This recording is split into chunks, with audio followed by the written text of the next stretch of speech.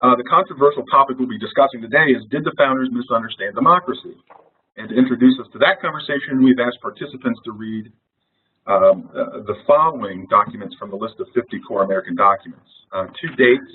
Excerpts of two dates from the Notes of Debates in the Federal Convention by James Madison.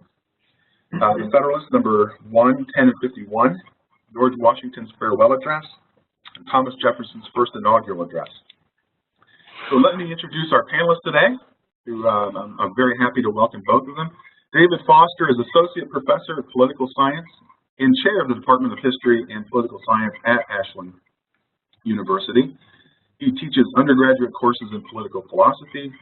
He teaches courses in our Master of Arts in American History and Government program on a range of topics, from Alexis de Tocqueville, the political thought of Mark Twain, and the Federalist Papers.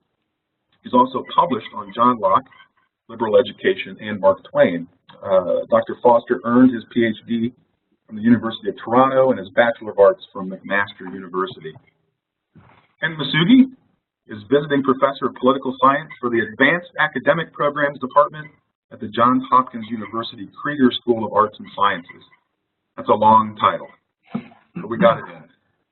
Professor Masugi has been a speechwriter for 2 cabinet members and for Justice Clarence Thomas when he was chairman of the Equal Employment Opportunity Commission. He was also editor of the Claremont Review of Books in its early years. He earned his PhD from the New School for Social Research and his Bachelor of Arts from Claremont McKenna College. And we're also happy to have Ken teach in our Master of Arts in American History and Government program as well on, again, topics ranging from Tocqueville, religion and American history and politics, and American political rhetoric. So welcome to both of you, and thanks for joining us this morning. Good to be here. I'll just kick things off, as I usually do, with just some broad thoughts to introduce the topic. And when I was thinking of why this topic might be controversial, why is this topic, this question of democracy, controversial? I've read, as I'm sure both of you have, I've read contemporary scholars condemn the founding. On the one hand, some criticize the founding for being too democratic. That is, some of those arguments go that, because the founding was too democratic, they, sort of founded it on these radically, new notions of equal rights and equality in these things, and it sort of unleashed over the last 2 centuries in this country an emphasis on individual rights and didn't place enough emphasis on virtue. And then there are also contemporary scholars who criticize the founding from the opposite perspective, that it actually was not democratic enough. And as you both know, that becomes a very popular argument after around the turn of the 20th century, as more and more people were calling for democratic reforms in this country. So as I contemplate these arguments of contemporary scholars, it raises in my mind 3 questions immediately that I hope you might be willing to address, but don't feel obligated to. But those 3 questions might be: first of all, is there any validity to either of those 2 arguments? Second, do we in fact have democracy in America? And to what extent is that good or bad? And third, how intentional were the founders and framers with regard to democracy? I would raise the question as to whether they actually intended for us to have democracy as it's understood today. So just some introductory thoughts. Feel free to take those on or tackle anything else you like. But I'd like to start with Ken, if you don't mind, or David, but I'll let you. Okay. Woodrow Wilson, the great progressive president, our most intellectual president in terms of his qualifications at least, said very famously in his war message in 1917, the world must be safe for democracy. In other words, democracy, as this progressive president understood it, was something pure, and the world was evil, and America had to use its might to preserve this purity. Well, the Founding Fathers, I think, had a very different view, all of them, despite their differences on some important issues. They were all united in the notion that democracy must be safe for the world. In other words, there was something basically good about democracy, but there are also severe problems with it. And all of them, Madison, Jefferson, Washington, thought that democracy had to be improved. And the question is, what is the nature of the improvement? Is democracy sort of like the story of the rock soup, right? You know the rock soup story. And I don't know that story. So. Okay, well, look, some soldiers, let's make it during the 30 Years' War, come upon a village, and they're looking for food, and they know all the peasants have hid the food. So they said, well, look, we'll have to make soup out of rocks. And so they begin boiling the rocks in the water, and then one of the soldiers says, well, this works better if you have a few potatoes. So some peasant goes out and finds some potatoes, and they keep asking for other vegetables, and finally someone asks for meat, right? And so by the end, they have this delicious soup, and you can imagine what happens to the peasants. Are American citizens like those rocks, and that they really add nothing to the soup, or do they really add something? And my inclination is that American democracy is not this rock soup notion, but it's something more elevated than that, and yet something still has to be added. Yeah, Ken, I think you're really right to start by putting it in the context of the founding context, as opposed to the 20th century context, although you did start with Woodrow Wilson. But then you moved back and said that things looked a little different from the perspective of the founding. And when I was rereading Federalist 10 for this morning's conversation, it struck me there that Madison says that, or suggests that, really you have to make a case for popular government or Republican government. That he says that, pointing out to the problem of factionalism there, that if you don't, that the experience of history shows that that form of government is not viable unless you can figure out a way to make it possible and make it worthy of respect.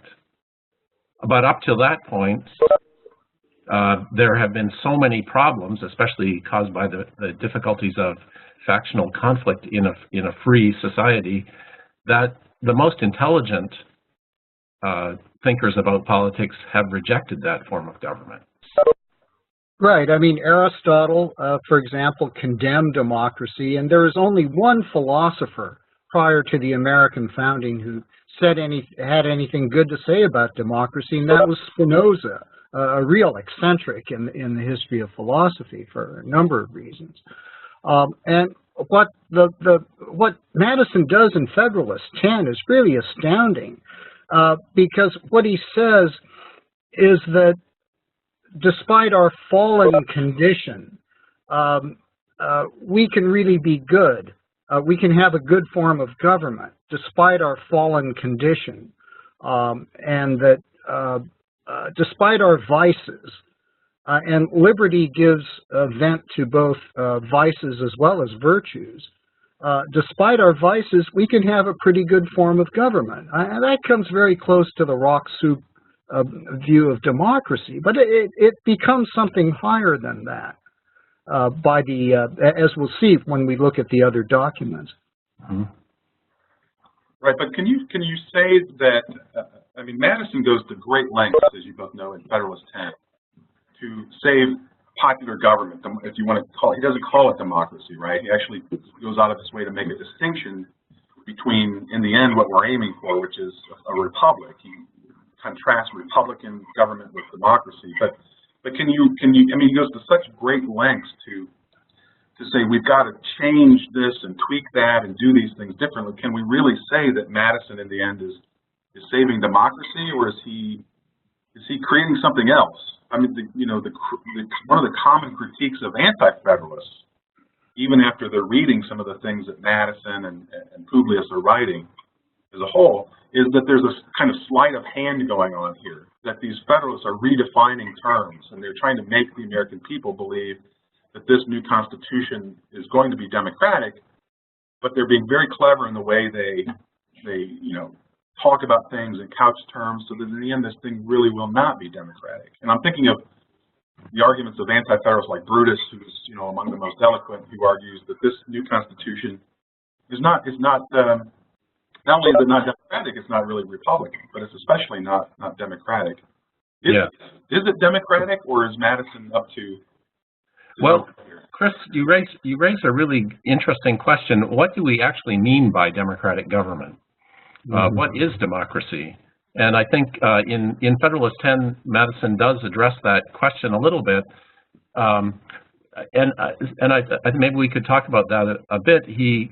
He's very there and elsewhere he makes the point that all government to be legitimate has to derive its powers from the great body of the people, he says, something like that, or from the whole society. And that sounds very democratic, but that's the source of legitimate authority. It power rests initially in the people, and the people confers it on a government. So the question arises, what kind of government do you want to have? And Madison distinguishes there between two kinds of government. There's democracy, or what he calls a pure democracy, and a republic. And the distinction is that pure democracy is when the people assemble and conduct the government themselves. So like, in Athens, where every single citizen could go and down to the legislature and vote on any policy. Should we go to war in Iraq? Well, you and I have a voice, and we're actually there when the decision is made if we want to be. So that's pure democracy. And a republic is where that doesn't happen, but where the people choose representatives to make decisions for them. And then the representatives are held in different ways accountable to the people. So that's the distinction that's being made there. And so is that, to suggest, or for us to think that representative government is democratic, is that a sleight of hand, or is that or not? Because, one thing that I was thinking about when I was thinking about this was, today when you say, is a country democratic? Our answer is there one man, one vote there? If you vote for your government, that's democratic. But according to Madison, that's Republican, not democracy. Yeah, that's very good. But again, Madison. I'm thinking of we had read the debates, these two excerpts from the debates at the Federal Convention in 1787, and these are Madison's own notes, right? These debates, and the two dates in question are raising this thing that we're talking about here. Should the thing that you just raised, David, do the people actually need to vote in order to have a democratic form of government? And there are actually delegates there arguing, Elbridge Gerry, Sherman, and others, who are arguing no, they do not need to vote. Madison says they do need to vote, David, but only for one branch. Right. Madison at the convention is actually only calling for a popular election of what he calls the first house. Right. Which will then go on and elect the second house, which will then go on and you'll right. And so he is in favor, as Madison, on the May 31st speech. I am in favor, he says, for refining the popular appointments by successive filtrations. He calls them successive filtrations. Which again, some people have read and said this reveals a kind of mistrust. Right. Part of Madison. And it's interesting, Madison seems to be the most democratic, in a sense, of person at the convention, yet even he seems to be motivated by a distrust of if it's I guess what I'm wondering is it a distrust of democracy, or is it a distrust of the people? And can you separate the two things? Yeah. Well, maybe Ken could say something about that, because earlier he had said that there were, I think he said, problems with democracy, something along those lines. So you could have a recognition that the government should be fundamentally founded on the consent of the people, and they have to the people as a whole has to participate in some sense, like choosing the first house. But then we recognize at the same time that there are problems and difficulties with that we have to take account of. Right. Now, one of our problems in evaluating the founders' intentions is that we approach their work with a refined notion of democracy. However, it's been transformed over 200 plus years. And so what we think when we're approaching democracy is all these institutions, right? Representation and plus consent of the governed and so on. And so we're not looking at it from the founders' perspective, where they saw mob rule, democracy always maligned or described as a really unjust form of government. I mean, think of, for example, Shakespeare's Julius Caesar, where you have these horrible mobs, or other Shakespeare plays, which kind of gives you the English perspective on this issue. And yet we also see in Shakespeare's plays groups of common people who can do the right thing and who can act justly. But it's clear they need more enlightenment. And that's really, I think, what the institution of democracy is intended to do. The other thing we have to recall is that Madison argues for a diverse and large democracy. And this is a bold argument, because he seems to be violating all the rules, turning the rules upside down, saying that only a large democracy can be a successful one, whereas every democracy before, whether it's Switzerland, Greece, whatever other country you wanted to name, and some of those democracies weren't at all successful, democracy was regarded as fit only for a very small community. As David was saying, you participated directly.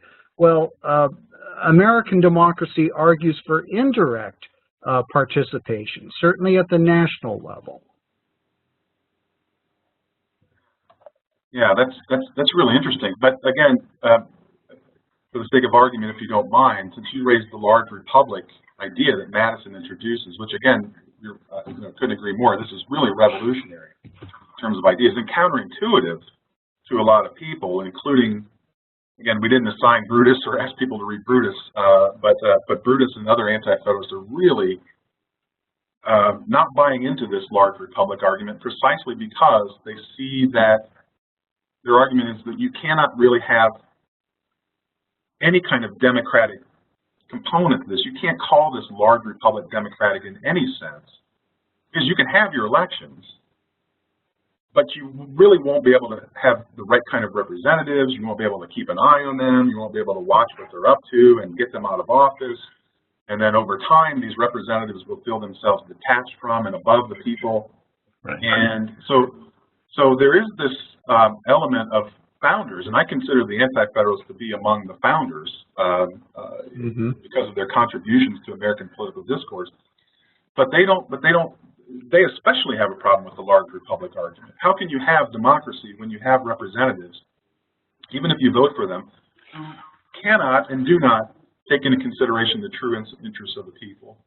Yeah. Does Madison address that? Yeah. Go ahead, well, yes, I think he does. And he does that in two ways, both of which I think do reveal a certain kind of, not suspicion of the people, but a recognition of the limitations of the people understood as a whole mass. So in the first place, why do we even have representatives? And Madison says one reason is that when you choose representatives, you're more likely to get a better type of person being a representative than you would just choosing people at random or from just the general population. I mean, he hopes for that. I don't think he's sanguine about that you will always get that, but he thinks that there's a greater likelihood that the representative will be more virtuous and somewhat wiser with better judgment than the average individual. And so that representative will be the one making decisions, and you'll get better decisions because of that. But he recognizes that also unlikely to happen, or that's not always going to happen. So the second argument is that in a democratic society where there's freedom, there will always be factions. And the most important faction is the faction of the large majority. Mm-hmm. And the majority is always poor relative to the minority. And so the danger is how... Can you say that again? I'm sorry. The majority is always a majority of poor people relative to a minority. The minority is relatively wealthy as opposed to the majority. So the question is, and Madison is worried, of course, about minority oppression. Some minorities, banding together and taking over and developing schemes of oppression and injustice. But he thinks that if you have a system of government where all the offices are ultimately linked by election or in some way or another to the people, the majority will be able to handle schemes of oppression from the minority. The problem comes, what about the majority when it develops schemes of oppression? And see, I think Madison thinks, and maybe all the founders thought this, the majority was, we're all human beings. Just because we're ordinary people doesn't mean that we're free of the possibility of concocting schemes of injustice, especially when we band together. Right. And so you have to also take account, the large republic helps us solve that problem, but there's a realistic evaluation of what people are like when they're pursuing their interests in government. Right. That's a very important dimension that David opens up, because one of the keys to Madison's defense of the democratic republic or representative democracy is that this large nation will be commercial. It will open up avenues of wealth acquisition in a myriad of ways that weren't available before. Trading, finance, all different types of agriculture, manufacturing. All of these will develop a diversity of factions or interests that will in turn force a majority to come not from the poor, as was traditionally the case in democracies, but from a diverse group of interests, different ways of acquiring wealth. And so you could say that what Madison's achievement is to anticipate Karl Marx's class struggle and instead substitute a coalition of interests, not factions, although the factions would be subdued so they'd be mere interests. In other words, people's characters would be improved by the sort of politics that we have, because they would learn to compromise. They would learn to listen to other people's arguments, and so on. You'd have a deliberative process that would lead to majority rule. Now, obviously, they thought this could go terribly wrong at any particular stage, and so they had all of these refinements. In addition to the Democratic House, you had a Senate. Now, we should probably talk a little more about that. And so you have a divided legislative branch, you have a separation of powers, and you also have, although they didn't want it to be that active, a Supreme Court as well. So you had separation of powers in addition to representation. Right. Those are really great points, Ken. You remind me that in Federalist number 10, James Madison is talking about the causes of or the kinds of factions that might emerge. He does mention factions will emerge around different degrees of property, but also different kinds of property. Right. Mm-hmm. Right. So it's not just the rich and the poor. It is and maybe this again reveals Madison's hope, we'll move away from the traditional source of faction, which is rich and poor, or wealthier and poor, minority and majority, and we'll have interest groups arise around different kinds of property, if you will, right? Comprised of a large middle class. Right. So everybody in the middle class, and it should, that will become the majority of the people ultimately, will have opportunities for wealth that never existed.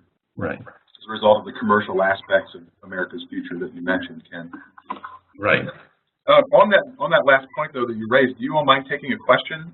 It has to do with the Electoral College. Somebody wants to know how the Electoral College in any way is remotely democratic. I'm kind of putting the question in my own words. Yeah. But does the Electoral College, the concept of the Electoral College, not reveal somehow that the framers did not trust the ability of the people to democratically elect leaders? Right. Anybody want to tackle that?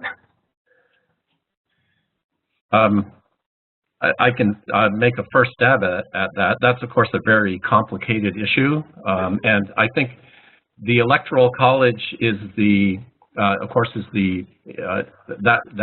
term is not used in the founding period, but we can use it as a kind of shorthand for the system of electing a president, and that's the second most indirect way that a government official is chosen in the American system of government. Mm-hmm.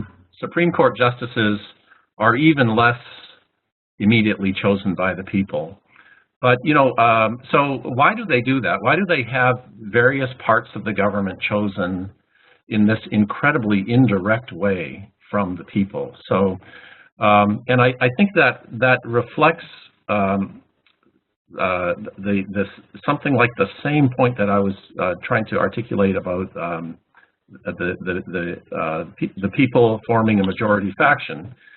I think that there's a great recognition that while the people is generally good and wishes for good things, we are so busy making a living, focused on our particular interests and needs, that we can't achieve the kind of knowledge and wisdom that is necessary to make a good judgment about who would make a good executive. And so I think the fundamental, you could say that there's the Electoral College system of electing a president recognizes that the people, the average person of America, is not truly, doesn't have the true knowledge and experience to elect the best person for that office. But it's that, so there's a kind of recognition of the limitations of the people there. And you could argue that that's anti-democratic or non-democratic. In response to that, well, maybe we'll stop there and see if Ken wants to add something. Yeah, well, here, I think ultimately what any political system, whether it's a king or a democracy or some form of aristocracy, aims at justice. And so the issue is, how do you get justice? Do you get it through votes of a large body of people? Do you get it through the wisdom of a king or a religious elite? How do you get it? I just pose some issues here. And I think the great fear of the Electoral College is that, say, the 12 biggest states, someone wins by a plurality, not necessarily a majority, but a plurality of the vote in the 12 biggest Electoral College states, and that person becomes president, despite overwhelming opposition in all the other states. That's the fear. All right, and I think that's an unjust fear. Take it the other way.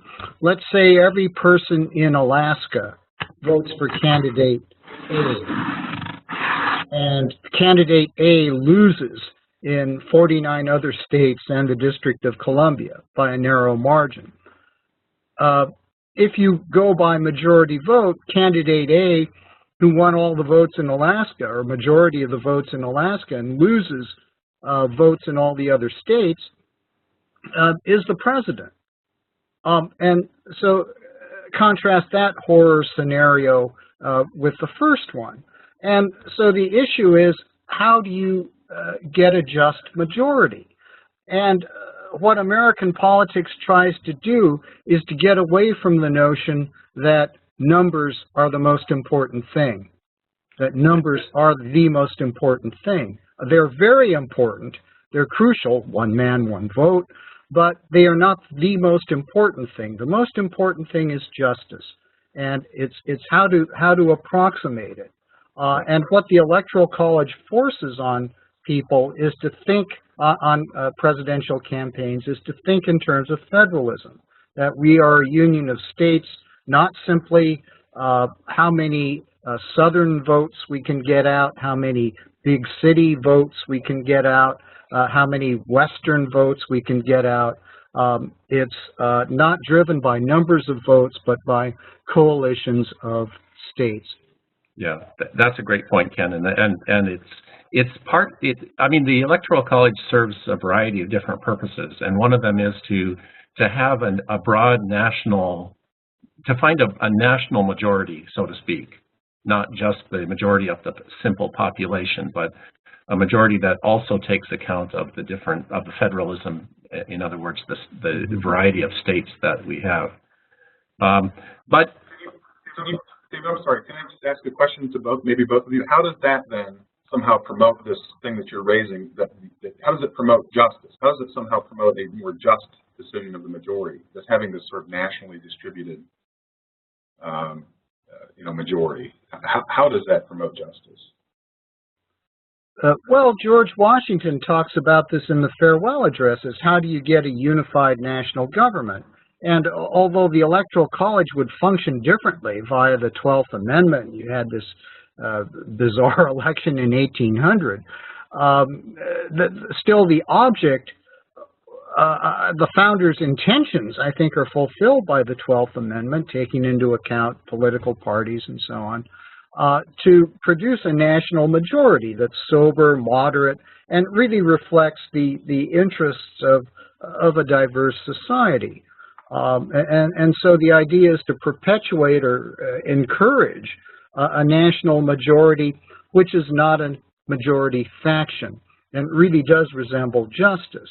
And that's very tricky. After all, we had the Civil War, so it wasn't a roaring success but by any means. And yet we learn from this tragedy of how our government might proceed. And I'll have more to say about the Senate, but we'll stick to this point for now. Yeah, very sorry. David, I'm sorry for interrupting you. You had something else that you wanted to say. Well, I just, Ken, in a way, added a point that is very important, and I agree with that. I wonder if he wants to respond to my previous point about the fact that the system of electing a president implies or presupposes a certain judgment about the capacities of the people. So it recognizes that the people can do some things well, but not other things well. And one of the things that the average person can't do well is determine what qualities are best for the executive office. And so we have to find a more indirect way of choosing that person. That's the argument that's being made. And so I don't think it's a slam on democracy, but it's a realistic recognition that of what the people is really like. And it's very interesting because the whole system of the government has to be ratified by the people as a whole. So essentially what the Constitution says, and in a way this is its most beautiful thing, is the people have to recognize that it needs certain limits placed upon it, and it chooses those limits for good reasons. So I think that's an important thing to recognize about the Electoral College, and actually about the whole system of representation and all the other indirect aspects of the federal government.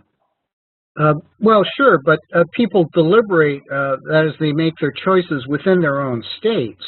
Right. Although they're obviously looking to this national candidate, and so that tempers, I think, the way people make these choices. And you can see this somewhat in the way the founders intended senators to be elected.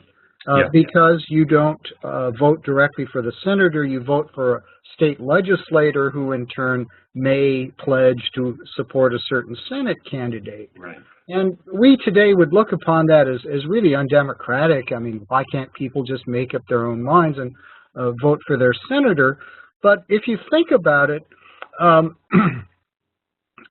many people know who their state legislators are? And I think the ignorance on this issue can at least partly, if not more, be accounted for by the fact that this great body, the Senate, that was so esteemed by the founders, you recall Tocqueville's description of how aristocratic the Senate is and its qualities,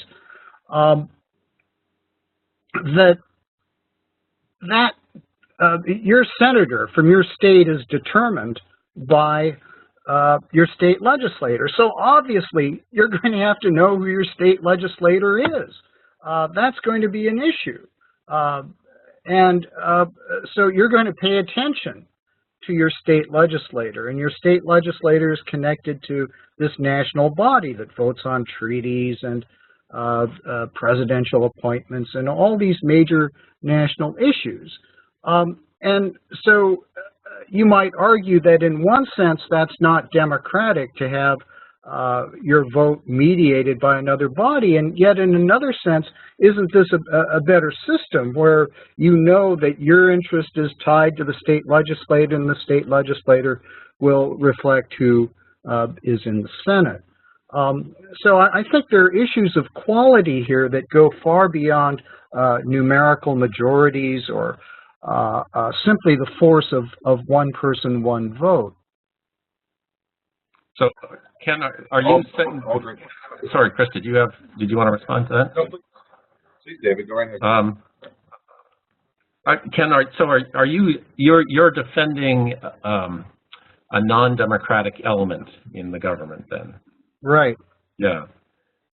So then the answer would be not that the founders misunderstood democracy, but that they understood it very well and realized that to have popular government, you had to have certain undemocratic aspects in the government.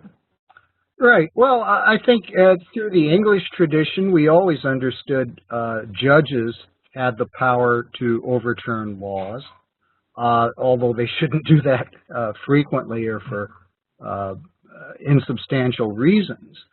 And that the popular, we're not a direct democracy. I mean, that's clearly out. And I think one of the issues is that we're so taken with Charles Beard's critique of the founders and this tension he set up between a democratic and small r Republican Declaration of Independence and an oligarchic and commercial constitution, that we don't see how the Declaration and the Constitution really work together to produce a Republican form of government and self-government that's democratic at its best, Republican at its best, and really brings out the best in our characters. And I think George Washington was, and even Jefferson in his first inaugural, are very good at bringing this out. Thank you, Ken. I was gonna ask. You know, we've been focusing a lot on the sort of, how the founders parsed out, the problematic aspects of democracy in order to save popular government. Do we see evidence in the founders of their competence in the ability of the people to make good choices and decisions? I certainly agree with you that, although Washington's farewell address is urging caution against certain kinds of actions on the part of the people. He does, I think, consistently with other founders believe that you have to have a certain degree of confidence in the people to make certain kinds of decisions. I mean, why else appeal to the patriotism, if you will, of the people? Why else appeal to them to cherish this union and obey their government if you don't think they have the ability to be persuaded in those things? Yeah. But in general, I'm just asking, what other evidence do you see, from the founding to suggest that they actually did have a higher degree of confidence in the American people to make good decisions than maybe previous governments did? And therefore, why do we not need kings? Why do we not need kings? Why do we not need a monarch or a despot? For example, we didn't read Federalist 9 for this. We didn't assign Federalist 9 for this conversation, but Alexander Hamilton in Federalist 9, just before Madison comes back with Federalist 10 on how we cure the diseases of popular government, Alexander Hamilton takes this question right to the brink. And he talks about these petty republics of Greece and Italy, and says if history is any guide, we have to come to the conclusion that maybe popular government is impossible, and maybe therefore we need monarchs and kings or tyrants or despots. Right. And then it's only then that Madison steps in and says we don't need to go that far. Right. But we don't need to go that far because we've discovered, or Madison has discovered, or modern political science has discovered new things that can help us overcome the problems of previous popular governments. Good. So yeah. Perfect, David. Sorry, I didn't really ask a question out of that, but the question is, can we have popular government because of these new improvements, these sort of institutional improvements to the science of politics, or can we now claim to be able to have popular government because we have a higher esteem for mankind? Yeah, for mankind in general, or for a people, a free, self-governing people. Yeah. Chris, I'm not actually sure what the answer to that is. I think on the one hand, those new inventions of political science, most importantly, the enlargement of the sphere, are very, very crucial.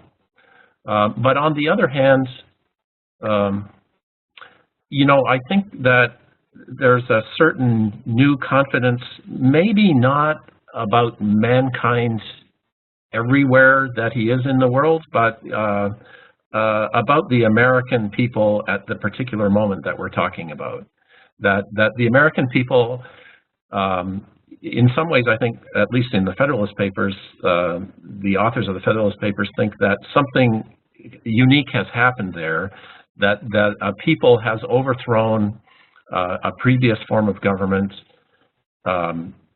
deliberated about how to create a new government and what that new government should be, argued about it, quarreled over it, discussed it, contemplated it, and now have decided to choose it. There's a kind of, with the guidance of people like Madison and Hamilton and others, but still there's a kind of sense that the people has done something, a people has done something that no people has ever been able to do before, and it ultimately rests on the people itself. So yeah, I guess I would say there's a kind of a possibility for political life has emerged here that we haven't ever seen. Can I raise another question off of this, David? In Federalist number 1, since you raised the authors of the Federalist, Alexander Hamilton, we now know it's Hamilton, famously says that it's been reserved to the people of this country to answer this question, right? Whether societies of men are really capable or not of establishing good government from reflection and choice, or whether they are forever destined to depend for their political constitutions on accident and force. And then he goes on and says, if the American people choose wrongly in this, it will be, misfortune to mankind, right? But I've always wondered, is Hamilton, is this a reflection of Hamilton's confidence in the ability of the American people to make the right decision, or is he simply pointing out that the critical aspect of this moment is whether or not, the American people are actually capable as a people of making a good popular decision, in this case by ratifying the Constitution. Yeah. Well, I think that he thinks that the choosing good government by reflection and choice, he thinks that that has never happened. And in another Federalist papers, I forget now whether it's Hamilton or Madison, he suggests that all previous foundings have been done by single men. Right, Federalist. For a good reason. Yeah, 38. But if he thought that it wasn't possible that a people could make the choice, it wouldn't still be an open question for him. Good point. Do you see what I mean? Like, so I think he thinks it's possible that the American people, given their particular qualities, their degree of education and civilization and political virtue, can make this choice and therefore show to mankind this is possible. So yeah, I think but it seems like it's an open question. Yeah. But the fact that it's a question shows that he thinks it could happen. In the sort of, I'm sorry. Right. Go ahead, Ken. Yeah, there's really no alternative. I mean, look at Hamilton, who's often, I think, mischaracterized as being some sort of closet monarchist or oligarch. And he had radical confidence in the people. For example, his scheme to have the senators elected directly by the people, but for life terms. I mean, so you see this attempt to create a balance between the need for stability and national forming of national character and the democratic basis of our politics. So there are always these attempts to try to involve both, that we don't have a natural basis or of our for our political leadership. We don't want to formalize the families of America, even though there were obviously leading families like the Romans did with their Senate. And so we work with the material that we have. And fortunately, it's not just rock soup we're trying to create. We do have better talents, and the problem is to bring those talents out. And it's not simply these national institutions. It's local communities, associations. A great deal of what gets done in American society is not simply what gets done through the national government, even today, and even more so at the time of the founding. Right. Yeah, Ken, that's a very important point. That I think the Constitution, the way the founders devised it, paid, as you were pointing out earlier, paid a great deal of attention to federalism. And if you look at that's one of the aspects of American government that Tocqueville really liked a lot, federalism, because federalism allows for Tocqueville says the habits of self-government to develop at the local level, and it's that amazing self-government that's somehow there in America already that really, for Tocqueville at least, gives the American people the experience. It elevates their awareness of what self-government means, and it gives them practice in being good citizens. And that's very, very important, at least in Tocqueville's view, for the capacity of Americans to run a free constitution. Yeah, those it's precisely because they govern themselves that they have less need of a centralized authority, and that's what really astounded Tocqueville, that Americans just do almost all these things on their own, whether it's building a school or a road or any of these things that would require approval from Paris, from a central authority in France, but Americans do it on their own. And obviously that's altered somewhat, but still we see that spirit here that you really don't see in many foreign countries. Those are all great points and very clear, and actually answered. We've answered another question that somebody asked, which is having to do with previous examples of successful democracies or popular governments, which apparently were very far and few between. In fact, I can't think of a successful popular democracy, if you will, prior to the American founding.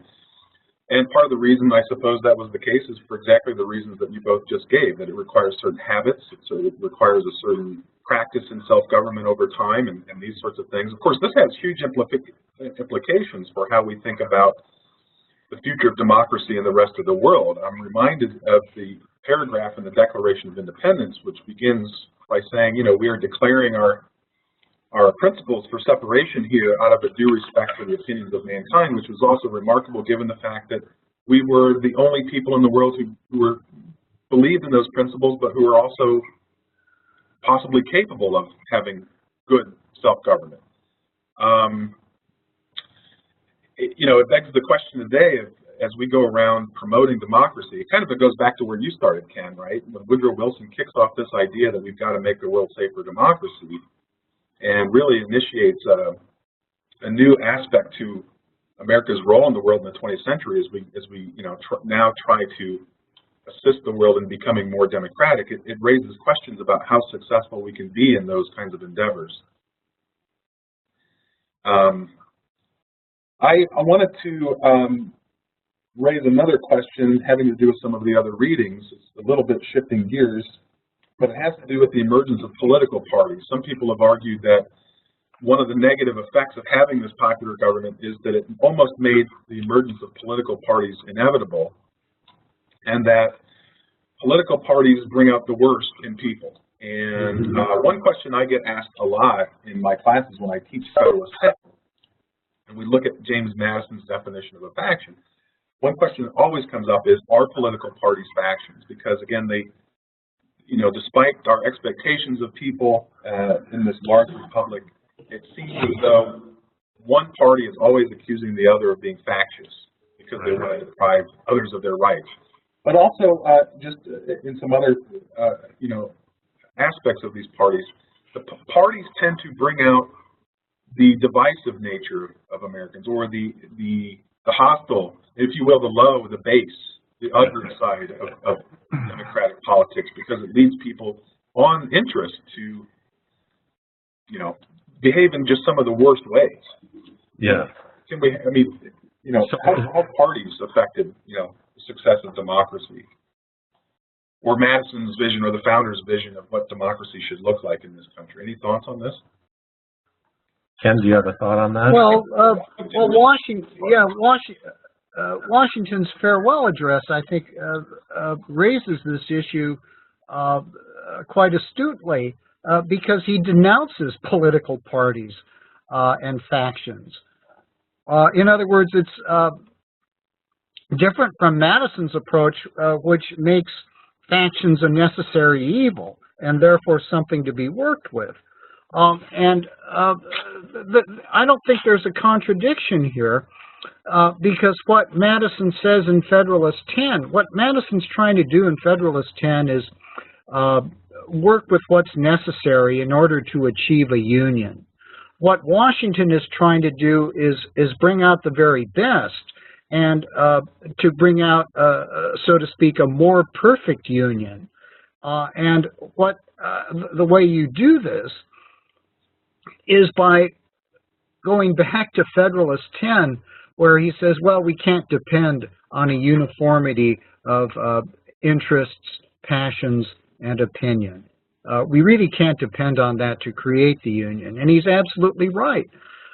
What Washington is saying, at a certain level, a great republic like the United States, this great experiment, requires a uniformity of opinion, passions, and interests. It requires more than just a balancing off of factions and so on. And political parties are designed to present alternative versions of a unity of opinions, passions, and interests. And Jefferson realized that in his first inaugural address, where he says, we are all Federalists, we are all Republicans, arguing, well, despite our great differences, they wanted literally to kill each other. during the 1790s, calling each other traitors and betrayers of the Declaration of Independence, mobocrats, and so on.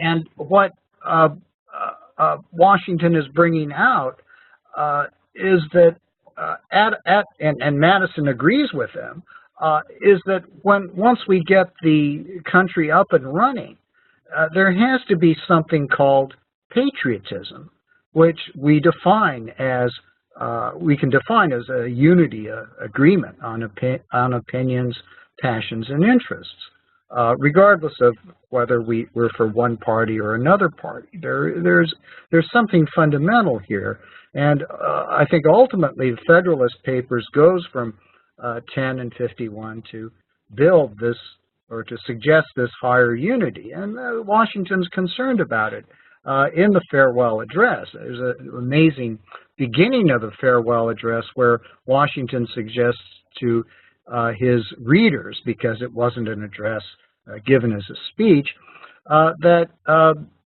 if you're ever in doubt, if you're ever experience troubles, read this address. Reread my words, and you will think more clearly about things. And that's true. Words were never said by a founder, I think, other than in the Declaration, perhaps. Ken, did I misunderstand? Are you suggesting then that Washington and Jefferson actually had something in common with regard to, when it came to political parties, Washington believed that Americans somehow rise above the tendency to want to sort of, what's the word I'm looking for? Americans could somehow rise above the tendency to simply divide themselves over, party interests and these sorts of things, and be more patriotic. Is Jefferson suggesting the same thing in the first inaugural address when he says we're all Republicans, we're all Federalists? He obviously puts a Republican spin on how to understand this unity, just as Adams, had he won, might have done the same thing. And that's what the whole 2 generations of Democratic Republican Party rule meant. Is no one. It's one party rule, with the exception of 2 Whig war heroes who break the Democratic Republican streak. That's what Jefferson envisioned, isn't it? I mean, doesn't Jefferson envision something more like a single party rule after the election of 1800? Isn't that one reason? I think that's what his party, Madison and John Quincy Adams, that's what they wanted to do. And of course, within that great coalition, the democracy, Andrew Jackson objects, and Martin Van Buren, and this starts us off into a different era of parties. But I think what Madison refers to as legitimate majority rule, that is, majority rule that's not majority faction, is what we have in mind, what Jefferson had in mind, what the others had in mind by a political party. Oh, I see. Yeah, could I just add that, Chris, the answer to your students is in Washington's farewell address, where he treats parties as organized faction. Yes, okay. A party is an organized faction. Very interesting way of talking about it. It is. Yeah. But Washington don't disagree on that question. Go ahead, Ken. Yeah, but remember, Washington is speaking during the 1790s, right? His farewell address. And this is when Madison and Hamilton were at each other's throats. I mean, Jefferson was really stabbing Washington in the back, and there was all this treacherous behavior. And Washington used his prestige to attempt to get Americans to see, well, what is it they have in common? And Jefferson's line at his inaugural, "We are all Federalists, we are all Republicans," I think is an extension of the farewell address. in that regard. And ultimately, of course, Jefferson had to compromise on what he thought were his own Republican principles in order to save the nation, Louisiana Purchase. And, well, that's another story, of course. Chris, could I add something to what Ken said about what he was saying about Washington? Because I'm not sure, Ken, whether I completely agree with you or not. My understanding is that Washington, like Madison, thinks that factions are a necessary part of political life and will be a permanent part of American political life. They're rooted in our nature. And so they will always be there. What Washington is trying to do is point out their dangers and make an argument to the nation that we need. He says at one point, the faction is a fire not to be quenched. It demands a uniform vigilance to prevent it bursting into flame, lest instead of warming it should consume. So what we need are people who are aware of the dangers of faction, who instead of trying to inflame factions for partisan reasons, because we recognize the dangers, we try to tamp them down. And so you need that. It will be like a vigilance. It needs a constant vigilance, a uniform vigilance. I'm not sure that that's exactly the same thing as patriotism, although maybe it comes close. But my view of it is that it's much more of it's an appeal to public spiritedness in Americans that some will take up. And he wants to encourage that spreading, if it's possible to have it spread. And let me just add one more thing to that too, that when he articulates the dangers of faction and of parties, and especially when he talks about the party spirit, he makes this very interesting argument that if you let factions if you unleash them and you don't sort of try to restrain them, you can't abolish them, of course. So that would be utopian. But you instead of unleashing them and fanning the flames, you try to pull them back as much as you can. Because if you have factions, what will happen is that they'll dominate alternately, is what he says. This is his argument, that one faction will get in power and try to pursue its agenda. Then another faction will organize to throw them out and get in power and pursue its agenda. And if you don't have a moderating influence, what happens is you have this kind of alternation back and forth, which he says ultimately leads to the situation where some individual can seize power on the ruins of public liberty, just because everyone will want someone to sort of settle down the factional conflict. And I think that's very important, because his argument there is, the suggestion there is related to democracy, because if you allow democracy favors factions somehow because of the freedom that comes with democracy. Yeah. It's the soil in which faction really flourishes. But if you let it go crazy, it undermines liberty, which then, of course, puts an end to democracy. So that's a very Madisonian defense of this, though, or the way you're presenting it sounds Madisonian to me. But you're suggesting that Washington. Yeah, I think he has that same view. That's very interesting. I think he has pretty much the same view. Right. I mean, Washington is well aware of self-interest, and throughout the farewell address, it's as sober as the Federalist, which comes about, I think, because both Madison and Hamilton helped him write the speech. So their last act of unity, perhaps.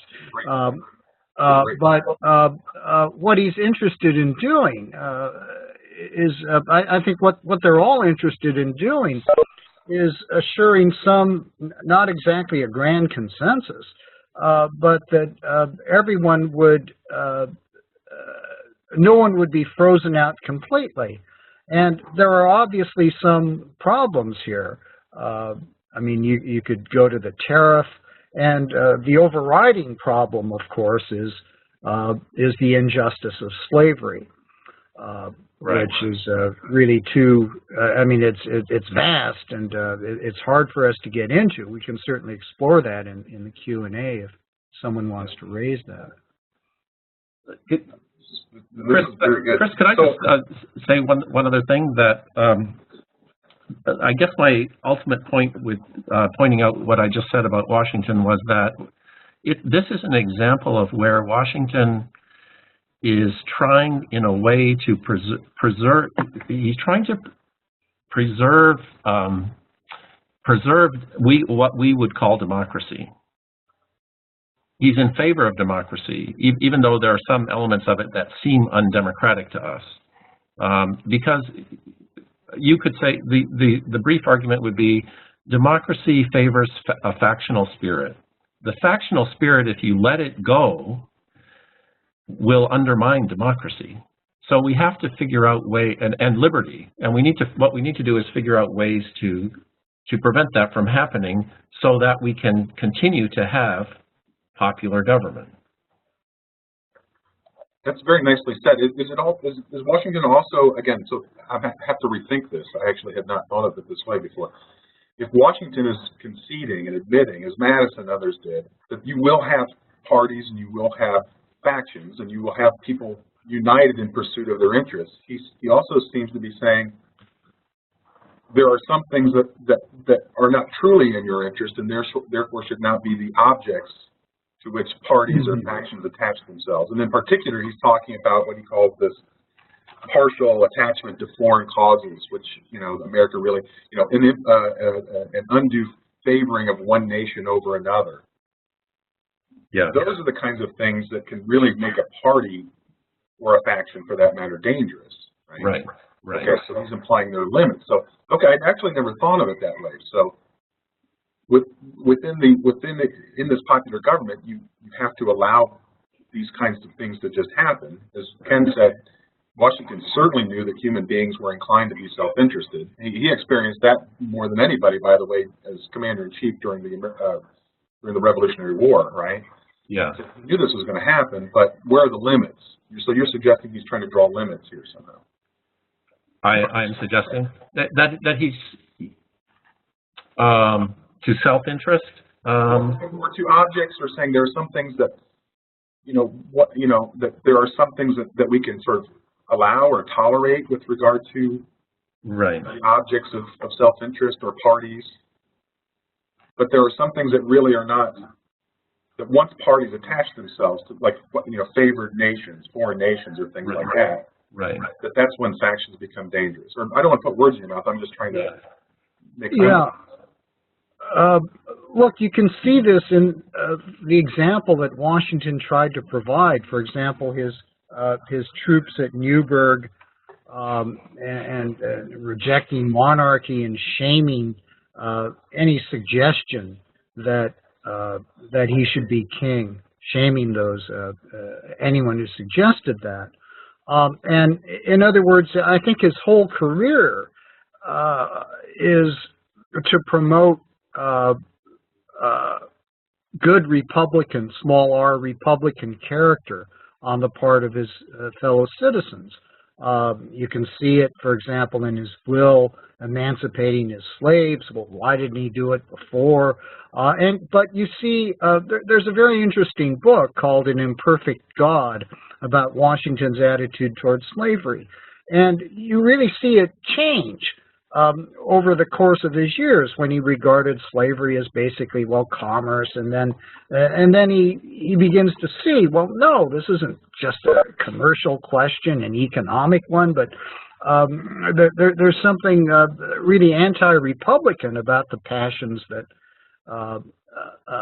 encourage a person to enslave another and profit himself from that relationship. And I think that was deeply felt even in the case of founders who kept their slaves, Jefferson Hamilton was really, I think, the most egalitarian of the founders with regard to the capacities of free blacks and of slaves once they were freed and got some education. And so the other thing about Washington, though, is that he's the founder that seems to have the most faith in religion. He's the most forthright about it in having a political use, morality and religion in the farewell address. And since Thanksgiving is coming up in a couple months, we should remember Washington's Thanksgiving Proclamation, in which he suggests, without mentioning the Federalist Papers, that the proper way to have a Thanksgiving is not just a fast, which of course we do the opposite of, but to think about the Federalist Papers and the rational manner in which we've acquired our form of government. So it's the Thanksgiving is not just a day for penance and for meditating on repentance and so on, but also read the Federalist Papers, read what will later be my farewell address. Religion can be a source of unity, in other words, not as in Madison, the source of faction. Yeah. Or else either impotent or a source of majority faction. That's Washington goes beyond those two extremes. Yes, great. Very insightful points. So we have actually come to the end of our time. It's amazing to me how it just flies by when you're having a good conversation. But are we in agreement then at the end that the founders did not misunderstand democracy? You know, Chris, I just want to briefly throw out an argument that we haven't talked about, but that we would have to talk about really to settle that question. Okay. Ken just raised the issue of slavery, and of course that seems like, you know, how can you say they understood democracy if they didn't provide for the elimination of slavery, or didn't provide for women to vote? You know, and also that kind of, basically the franchise was too narrow. A democracy requires a very wide franchise. So I know we can't talk about that, but my answer to your question would be, I think they understood democracy and rejected it in favor of republicanism. It's popular government. It's democracy and republicanism both are rooted in the idea that all power is derived from the people, but it's two different forms of government. They rejected the democratic form of government in favor of a republican form of government. That would be my short answer. Nice short answer. Yeah. Right. I would give the Churchillian defense of democracy with some added flourishes from Washington. Which is? Well, that democracy is the least bad of all forms of government.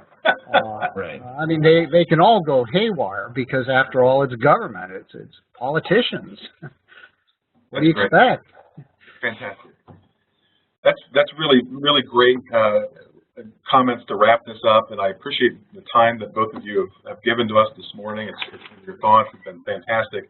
David, on your question that you raised at the end, I suspect that may be a topic that comes up at our next Saturday webinar in October, which is on the question of whether the Constitution is pro-slavery or anti-slavery. So I suspect that we'll go back and ask those kinds of questions that may come up in the next webinar that we do. But let me thank you both again for your time and thoughts. It's been very enlightening. As always, I've learned a great deal from both of you. So thank you very much, gentlemen. Oh, it's been a pleasure. Thank you. Thank you, Chris. Great. And thanks to our participants who've joined us today. Remind you that you'll be asked to fill out a survey form shortly. Please complete that form, include your address so we can get your letter documenting your participation. As always, if you've enjoyed these kinds of conversations or the conversation that we've had today and would like to share in more of them, please look into taking a course as part of our Master of Arts in American History and Government program here, which you can find out more about by, again, going to teachingamericanhistory.org. As I mentioned earlier, our next webinar will be on October 25th, same time, 11 a.m. Eastern, on the question, is the Constitution pro-slavery or anti-slavery? And we'll be discussing this question with Dr. Peter Myers of the University of Wisconsin-Eau Claire and Dr. Lucas Morell of Washington and Lee University. So until then, take care. Thanks. Okay, and Ken and David, thanks very much. I thought that was